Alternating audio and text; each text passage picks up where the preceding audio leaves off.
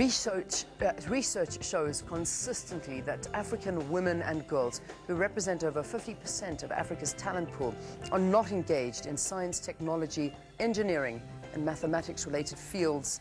And the continent is therefore losing over 50% of much-needed innovative economic capacity. To promote these fields amongst girls and women in our continent, Africa First Ladies will meet at the United Nations in New York next month. The discussion will set out and explore how African First Ladies, business and academia can partner to take existing declaration points from the UN and women's related events forward.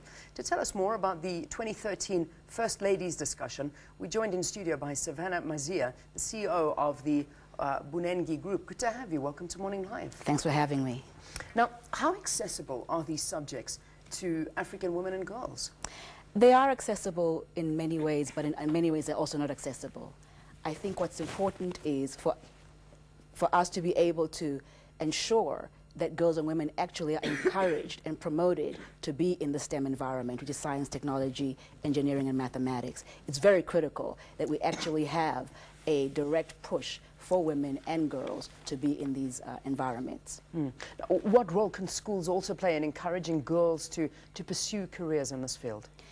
There has to be a mind shift, because we always look at these areas as belonging to men. There has to be a mind shift in schools to be able to encourage girls and to be able to be in these subjects. We're finding less and less girls are actually participating K through 12 in science and mathematics, which is very concerning, because in later life they don't then participate in careers and degrees that are in the STEM environment. Yeah. We are understanding now that in the future about 75% of careers are going to be in STEM. So if that is the future and we're planning to be competitive as a continent globally, we must have women. Yeah, role as part models. of that. Exactly. Well, I imagine role models are also exceptionally important. They certainly are. So, I mean, talk about the importance of We them. have so few role models, and I think that people get into careers when they see role models. So we really are encouraging, part of this event in September is to really ensure that we have more and more women exposed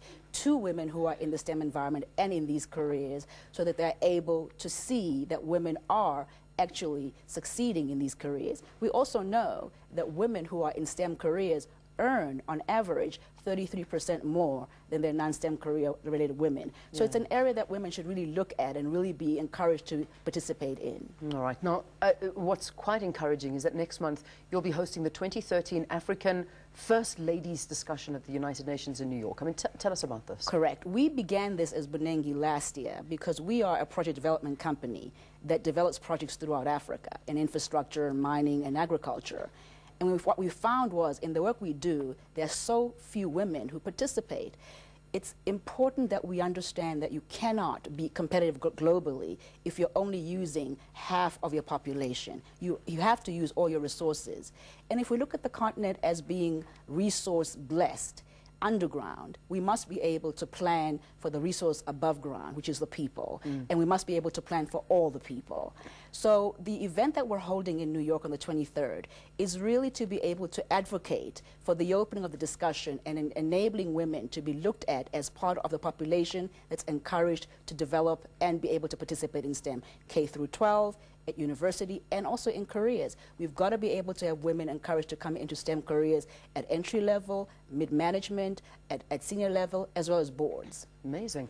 Which First Ladies are included in this? We have the First Lady from Tanzania is coming, from Namibia, from Zambia, from Gabon, and a few others that are going to be joining. We're really looking to participate with women who are passionate about being champions in their own countries. So it's First Ladies who really can see the future, who really understand that being in that position really enables them to be able to have that discussion of being a role model, but also to be able to talk to politicians and to big business and small business about this is a normal discussion of women in STEM. It should not be an abnormal discussion. It should not be something we do to be good. This is a thing that we must do if we're really serious about being competitive, if we're really serious about saying that we cannot be in a war and only use half the population to fight that war. Everybody should be trained to be able to face the world in being competitive. Will South Africa have representation as well? We're looking to have the South African First Lady also be represented as well. Good. Yes. I hope that does happen. You know, our fear is that there is a lot of talk about this, and is this yet another talk shop? No. I think that, you know, as women, and the company that we own is women run and women led. And so this is something that we're looking at as women must do this themselves. You know, we must get into the conversation and we must push for the conversation. We must pull other women, you know, forward to be able to do this. We must ensure that the discussion is held.